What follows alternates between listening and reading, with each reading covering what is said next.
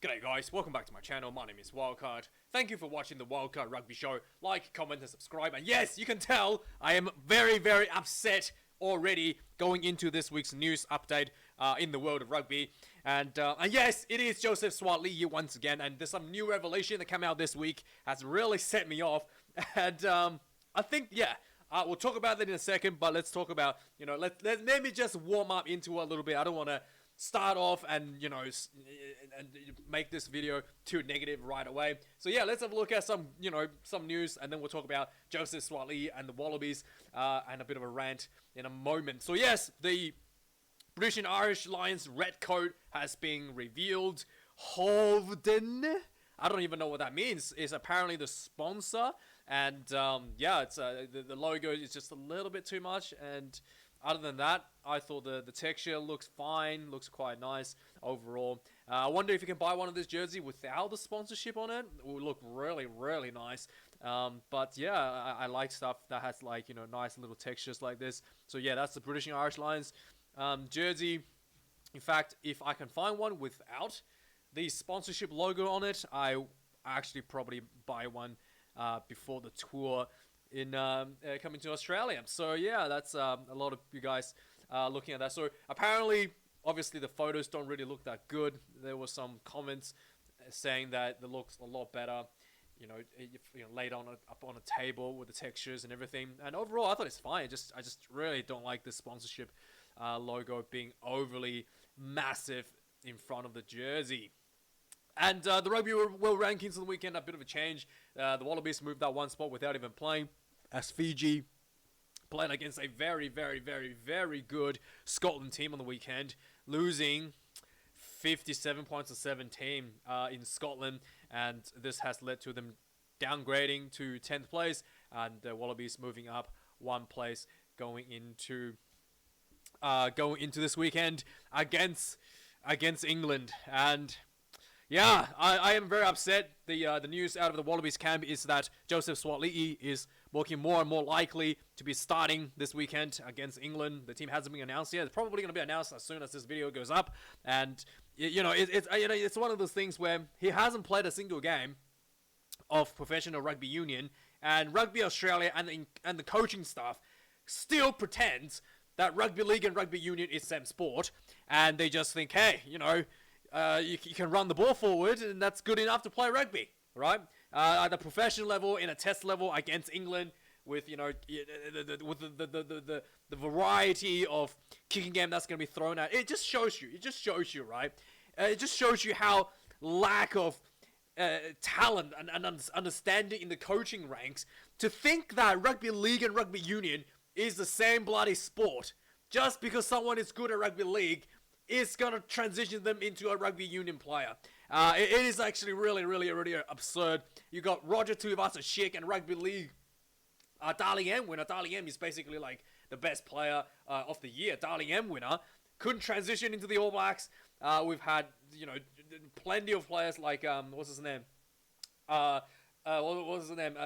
Vinavalu, another guy who's actually won a rugby league championship with the Melbourne Rebels, not Melbourne Rebels, the Melbourne Storm, and he couldn't transition into rugby union, and somehow these guys think that this Suaalii guy is gonna be the biggest next thing. But that's not the part that really upset me today. My fucking goodness. Okay, I found out today. Apparently, Joseph Suaalii was offered a contract for $5 million over 3 years, and they've offered him a raise already. Yes, they offered him a fucking raise for an additional 2 years for an additional $4 million. So $5 million for 3 years. That's the original deal, and they offered him another extra 2 extension for $2 million a year, so more than what he was getting on a yearly basis before he's played a single fucking game. And my God, like, it's so stupid, it's so bad, it's just absolute fucking stupid business, okay? I think, like, there has to be some kind of bullshit going on behind the doors, right? Like, his management is like, you know, giving money back to the fucking board members or something. There has to be a joke, right? He's offered a raise before he's even played a single fucking game. What the fuck? What the fuck? How the fuck is this even a thing? Like, what planet are we living on? What is this? You don't have to play a single game and you get offered a raise already. Holy shit. Honestly, I don't know what the fuck is going on here. I thought 5 million over 3 years was already the highest paid rugby union player in the history of Australian fucking rugby. To someone who's never played a single professional game of rugby union, it's already absurd, and they offered him a raise already. What the fuck? A fucking joke. This is a fucking joke. Holy shit. Like, they need to investigate this. Someone is getting, like, money paid back to them at the boardroom. Like, this is not normal. This is not fucking normal. This is not a logical business decision. No fucking business out there is gonna do this. No professional sporting team in the entire world, no matter how good the fucking player is. Tom Brady never got this. Fucking Cristiano Ronaldo never got a fucking extension before he played a single game for a club for more money. No one's got this before. How could you fucking, how is this even possible? On what basis did you make this decision? To offer him a fucking raise before he's even played a single game? Like, this has to be some fucking corruption going on in the background. And not to mention the amount of ass kissing that's coming out of the Wallaby camp from both the coaches and fucking players makes me want to fucking puke. Makes me want to fucking puke about him. Seriously. Go fuck yourself. I don't care how good you are. You're not worth fucking $9 million. Go fuck yourself. Joseph Swaliti and Australian rugby. The entire fucking sport is dying and he spent $9 million fucking dollars on one player.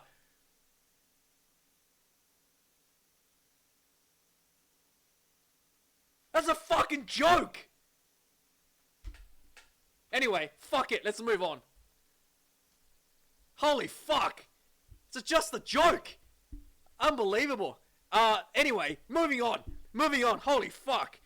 Holy fuck. Moving on. Jesus. My God. Like, seriously. $9 million. You can buy like a half a team with $9 million. You can buy a Rugby World Cup winning team for $9 million. My God. Just one fucking player. Anyway, England made some changes going this weekend. Actually, I hope England win this weekend. Fuck the Wallabies. Fuck them.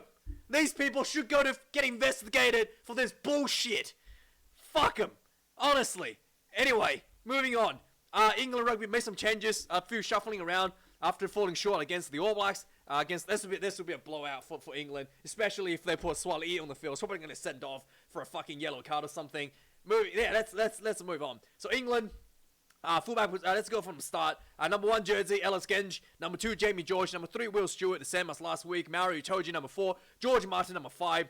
Chandler Cunningham, southern blindside flanker. Tom Curry, number 7. And Ben Earl finish off number 8. On the back line, Ben Spencer, number 9. Marcus Smith, number 10. A bit of a switch between the...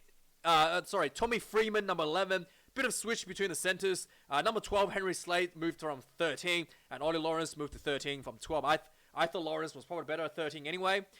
Number 14, Emmanuel Faye-Wamboso. And finally, George Furbank finishing off at number 15. The replacements, Lukau and Dickey. I think he wasn't playing... Was he last week? I don't think he was playing last week. Comes in at 16. Finn Baxter, number 17. Dan Cole, number 18. Nick Isekev, number 19, Alex Don Brown, number 20, Harry Randall, number 21, George Ford, number 22, and Ollie Sly Horn comes in at number 23. Obviously, England losing to the All Blacks last week. A lot of people were very disappointed. Yeah, more fucking cocksucking here. No, let's move on. Let's not talk about it. Yeah. So there was a lot of things gone wrong. A lot of criticism left and right. Sir Clive Woodward basically criticized I think a lot of you guys in the comments as well that England taking off a lot of the high performing players like Marcus Smith too early and put it on basically players that weren't quite the same level like George Ford. I thought England had the game plan is to kick a drop goal to win the game. That's kind of that to me felt like how they wanted to win the game from the beginning.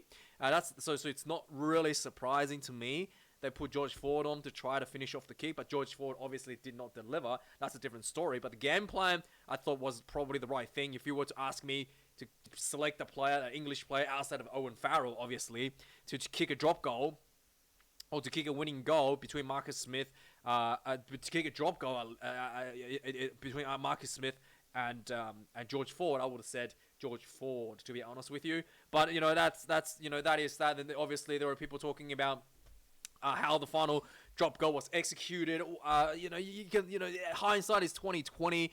I thought George Ford was probably a bit too close to the defensive line. He almost got charged down.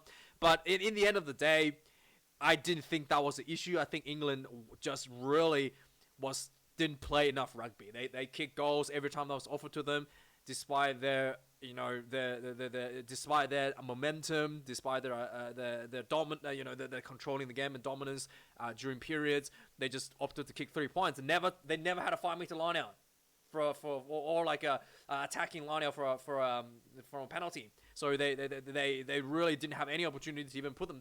They didn't even give themselves any opportunity to really pressure the All Blacks for a try.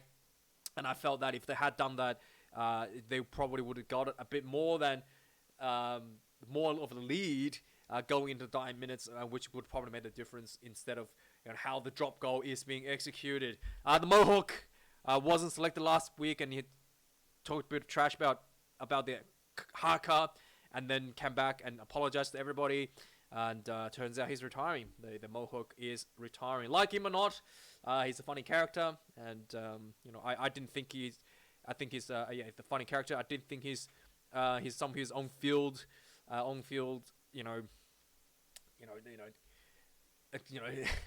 prostate checking, Alan Wynne Jones, that sort of stuff was warranted. But still a bit of a character. A lot of people love him. It's a bit sad to see him go. Now, Mr. Danny Kerr has released a bit of a book, and in his book he has written a bit of rant about Mr. Eddie Jones. Basically saying that Eddie Jones was pretty much run around like a tyrannical regime, and that he was pretty disrespectful to. It was like everybody was working on eggshells sort of thing when team wasn't performing, and he basically he was dropped on Eddie Jones after one poor performance against Japan, and then he basically confronted Eddie Jones about it, and Eddie Jones was just very rude and harsh and told him that the fact that you come and confronted me about this it's a shit attitude. And that justified his decision. That's actually really arrogant to say. I think to say that just because you confronted me about a decision that you don't agree, I think Eddie Jones should have been a bit more respectful than that and probably explained it a bit better as to why because Danny Kerr was like, why was I dropped? It wasn't. It was overall a pretty tough game for everybody. And Eddie Jones kind of like just dumped the blame on him a bit more. And also they talk about how Eddie Jones was getting some advice from AFL coaching saying that he should substitute people off before half time, which would give the team more of a wake-up call, a bit more kick. This was interesting. He's not the only one that's come out and said that players were working on eggshells. I mean, Eddie Jones has been pretty notorious for being just selfish and reckless when it comes to some of his coaching. There was some story that came out from. I think this might be a story from Matt Williams or maybe one of the England former forwards, that came out that said that Eddie Jones basically woke up players in the middle of the night or pull them out of bed in the middle of the night to do line-out drills because he has some ideas for a line-out, and just like, yeah, just like, we're gonna do some line-out drills, boys. And everybody's kind of just like, it's fucking middle of the night. Like, what? We're all just kind of want to go to bed. And Eddie Jones is just like relentless in achieving what he wants, and really didn't give a shit about other people and their well-being, sort of thing. There has been some reveal that why old mate Ethan de Groot isn't selected in the All Blacks team against the Ireland. The team preview for Ireland versus the All Blacks is up in the channel, so you can go have a look at that. And Ethan de Groot, I thought, has been spectacular for All Blacks over the number of years now, and he's been selected. He had a bit of a neck issue, had a bit of a break, and you know the coaching staff basically said it's not a. They just actually just felt like Tamati Williams in the better, and Ofa Tuangafasi is a better position than Ethan de Groot to be starting. So he's not injured, not any disciplinary punishment levied against him. They just felt like, I thought maybe a bit biased, to be honest, because Tamati Williams is a Crusader player, and maybe I think Scott Robertson maybe just a bit biased towards his own his own boy there a little bit. I thought Ethan de Groot definitely would have been better in the scrummaging against, especially the scrum last week against England wasn't so good on the Tamati Williams side in the first half. I thought de Groot probably deserved a bit of a reprieve from that. Annie Farrell has provided a bit of an update on Ty Furlong. Hamstring injury, not able to play in the first test, but he will be able to play in the subsequent tests after the All Blacks. Two big injuries for the All Blacks to HIA, Beauden Barrett and Cody Taylor, not able to play against Ireland. And Johnny Sexton is back in camp with Ireland as a mentor, and he will be, I guess, at the game this weekend. He might have another word with Rico. He could run some water on for the Irish team, and maybe set off some fire here and there. Yeah, maybe have a chat with the referee at halftime. Who knows, right? He's there. He's at Aviva Stadium. He's back at home, and he's a good see you next Tuesday. Good see you next Tuesday. Anyway, moving on. Alistair Coetzee has been replaced as the head coach of Namibia by Jax Burger. All right, so Alex Coetzee has and he's moving back to the Springboks. Just kidding. He's not moving back to the Springboks. And finally, Ricky Riccatelli, one of the guys I really felt should have deserved more time with the All Blacks. He had a really good season with the Blues. They won the championship. It was a starting hooker. And in fact, I think he would probably could have been called up since Cody Taylor's injured, ahead of Asafa Almoa, because his line-out throw, I think, is slightly better than Almoa. But the All Blacks let him go. Ricky Riccatelli has been a really, really outstanding player for the Blues, and he's going to Montpellier. He's being poached. Anyway. So yeah, with that being said, let me know, you guys. The Wallabies versus England lineups coming up. I don't even know. I don't even care. Like, to be honest, it's just so disappointing to see this sort of shit, and it's just. I should call Rugby Australia and really just try get someone to answer me. How could they decide to give him a raise before he's even fucking played a single game of rugby union? It's anyway. Thanks for watching, guys. Like, comment, and subscribe. I'll see you guys later for more previews. Cheers.